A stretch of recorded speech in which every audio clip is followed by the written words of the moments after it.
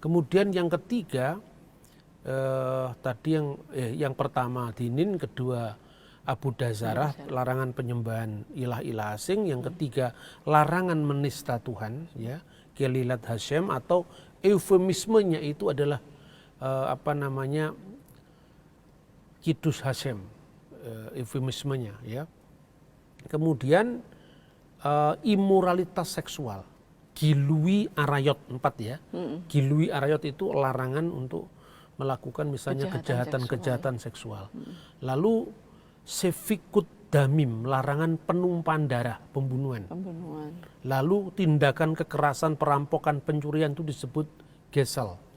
Dan yang terakhir, seperti eksplisit juga disebut di dalam kitab Kejadian, adalah ve'efer min hakai, dilarang memakan binatang yang masih ada nyawanya, artinya binatang yang mati dicekik. Itu isinya 7. Lalu kapan itu mulai direalisasikan? Ketika Israel punya negara. Jadi pada masa pemerintahan Makabi itu saya kira dilaksanakan. Dilaksanakan tentu karena ada mahkamahnya bagi orang yang non-Yahudi yang tinggal di negara Israel.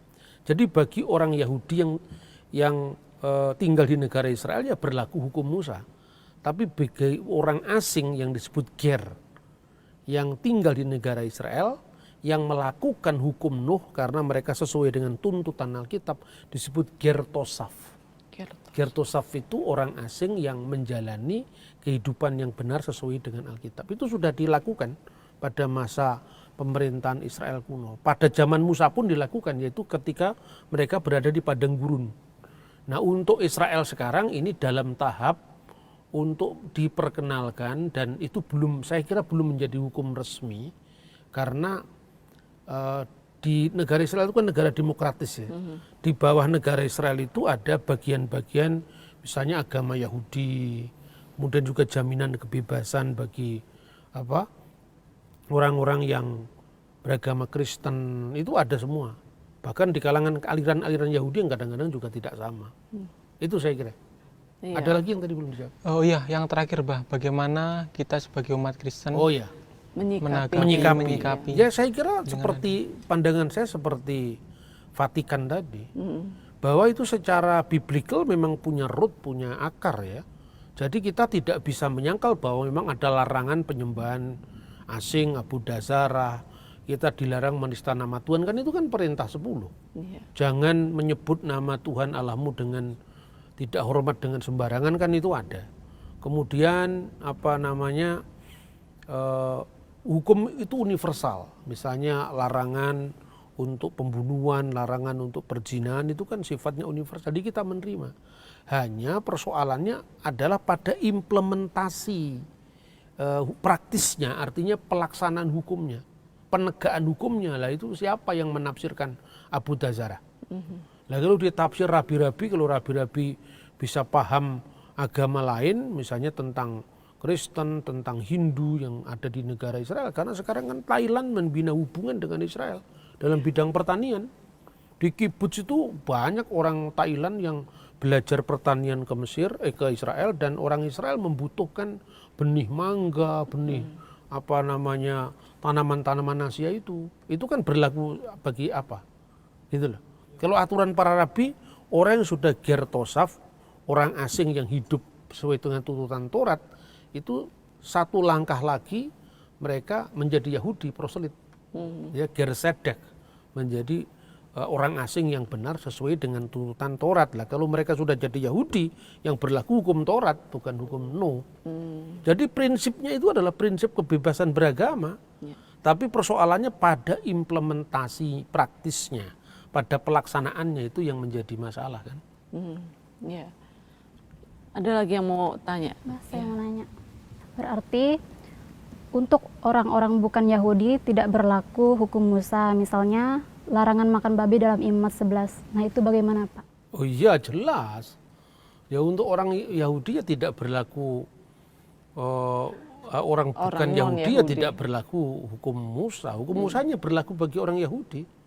Jadi artinya gini, misalnya orang-orang India, agamanya Hindu kan, ya mereka boleh makan babi. Tidak ada larangan, memang menurut hukum mereka nggak boleh makan babi, justru sapi yang nggak boleh. Karena sapi itu kan simbol daripada kendaraannya Siwa, itu nggak boleh dimakan. Dewi Jadi Andini. artinya dalam konteks Indonesia itu halal bagi siapa, haram bagi siapa dulu. Iya, betul. Kan begitu. Kemudian bagaimana kita bisa memahami perbedaan antara hukum Musa dengan hukum Nuh ini? Karena hukum Nuh itu untuk semua bangsa bukan Yahudi. Termasuk Islam berlaku hukum Nuh. Ya. Termasuk orang Kristen bukan Yahudi berlaku hukum Nuh. Tapi kalau orang Kristen Yahudi berlaku hukum Musa. Seperti itu kira-kira. Jadi tentu ya babi tidak dilarang kalau untuk orang bukan Yahudi, hanya untuk Yahudi saja itu dilarang. Iya. Itu kira-kira. Mbak, ada satu pertanyaan lagi yang ini juga cukup membuat orang Kristen mengalami satu kebingungan. Adakah di dalam Alkitab kita yang menuliskan tentang orang-orang Kristen tidak terikat dengan hukum Musa? Karena ini terkait dengan tuduhan bahwa Rasul Paulus adalah rasul palsu yang membebaskan orang-orang Kristen dari hukum Musa. Nah, pertanyaannya Kristen yang mana dulu? Karena di dalam sejarah gereja ada dua kelompok orang-orang yang mengikuti Yesus. Yang pertama orang-orang Kristen dari latar belakang Yahudi. Mereka pada masa itu masih disebut Nasrani atau Nostrim. Nah, itu juga nanti disebutkan dalam salah satu dari Shemoneh Esrei. Yeah. Yang itu mungkin ditambahkan setelah konflik dengan orang Kristen. Nah, dalam Kisah Rasul pasal 24 ayat 5, Rasul Paulus pun disebut sebagai salah seorang dari pemimpin sekte Nasrani. Nah, itulah orang-orang Kristen berlatar belakang Yahudi. Dan orang Kristen berlatar belakang Yahudi memang mengikuti hukum Musa, itu sejak kecil mereka begitu. Umur 8 hari mereka Brit Milah disunat. Umur 13 tahun atau 12 tahun mereka bar mitzvah. Mereka baru boleh tampil mengajar usia 30 tahun, itu kan sebetulnya Yahudi semua. Yeah. Dan bagi orang Kristen yang berlatar belakang Yahudi ini berlaku hukum Musa. Tapi kalau kita membaca Kisah Rasul pasal 11 ayat 26, di Antioquia murid-murid Yesus itu disebut Kristen, mulai disebut Kristen. Itu dari mana? Orang-orang Kristen yang bukan berasal dari latar belakang Yahudi. Bisa Yunani, bisa Latin, bisa petani-petani Aram, orang-orang Arab. Itulah yang menjadi latar belakang orang-orang Kristen Goyim. Mereka sejak semula memang tidak pernah berlaku hukum Musa, ya hukum Nuh. Nah, tapi terjadi insiden ya di awal sejarah gereja itu, kira-kira tahun 49. Ada banyak orang-orang Parisi yang menjadi Kristen, menjadi percaya. Lalu dia mau memaksakan kepada orang-orang yang bukan Yahudi harus mengikuti sunat dan mengikuti hukum Yahudi.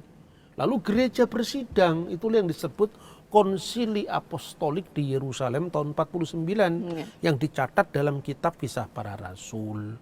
Nah, kemudian itu bersidang mereka. Jadi yang pertama, yang paling senior di antara para selihim, para rasul itu kan Petrus. Petrus bercerita bagaimana sejarah bangsanya, nenek moyang kita sendiri tidak mampu menanggungnya. Nenek moyang kita itu kan Yahudi berarti. Yeah. Kemudian untuk memberikan bukti bahwa Allah itu tidak pilih kasih terhadap orang-orang bukan Yahudi, Paulus sama Barnabas disuruh bersaksi karena dia melayani bangsa-bangsa bukan Yahudi. Bahwa mujizat pernah terjadi untuk orang-orang Goyim. Berarti Allah tidak pandang bulu. Setelah Paulus dan Barnabas kesaksian, tibalah sekarang Yakobus. Baca di ayat 20 pasal 15. Disitulah apa yang diusulkan Yakobus. Ya. Iya. Pasal 20. Pasal 15. Pasal 15 ayat 20. Tetapi kita harus menulis surat kepada mereka supaya mereka menjauhkan diri dari makanan yang telah dicemarkan berhala-berhala, dari percabulan, dari daging binatang yang mati dicekik, dan dari darah. Nah, itulah hukum Nuh sebetulnya. Dan itu kalau kita membaca Jewish